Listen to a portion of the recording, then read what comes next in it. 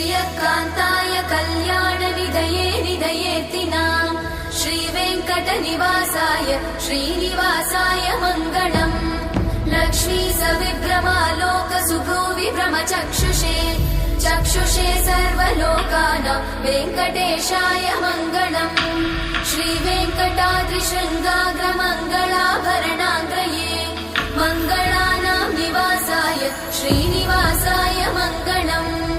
सर्वावयव सौन्दर्य सम्पदा सर्वचेतसां